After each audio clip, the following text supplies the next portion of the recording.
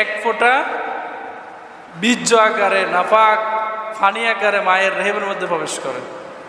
এই অবস্থায় মায়ের রেহেমের মধ্যে 40 দিন, কতদিন?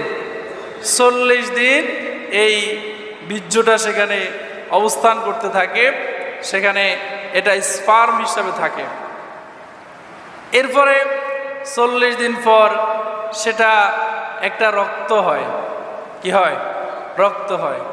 সেই রক্ত থেকে আবার 40 দিন পরে এটা একটা ছোট্ট মাংসের টুকরা হয়। তাহলে 340, কয় 40? 340 120 দিন।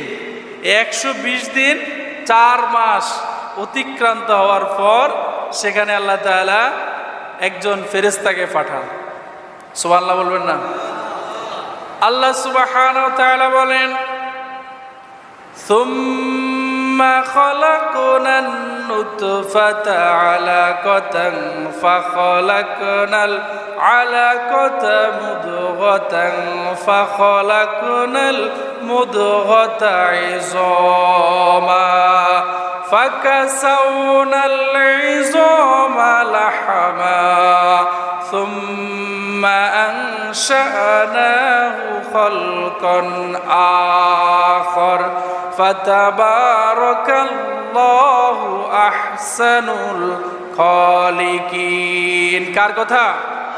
আল্লাহ বলছেন, সুম্মা খালাকনান নুতফাতা মিন আলাকা। সেখানে আমি আল্লাহ তাআলা সেই ফোঁটাকে জমাট রক্তপিণ্ডে আমি আল্লাহ তাআলা পরিণত করি।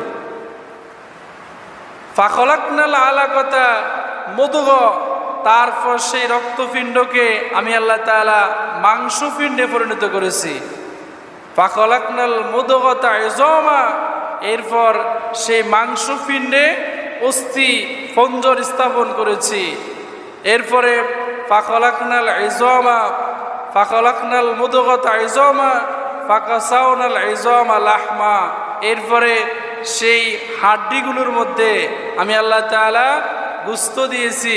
গোশতের উপর দিয়ে আমি আল্লাহ তাআলা একটা চামড়া দিয়ে পর্দা দিয়ে দিয়েছি, একটা চামড়ার প্যাকেট করে দিয়েছি। সুবহানাল্লাহ বলেন।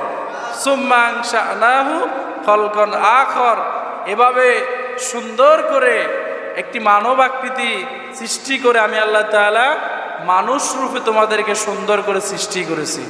ফাতাবারাকাল্লাহু আহসানুল খালিকিন। আল্লাহ তাআলাই হচ্ছেন কারিগরদের মধ্যে, সৃষ্টি যারা করেন তাদের মধ্যে সবচেয়ে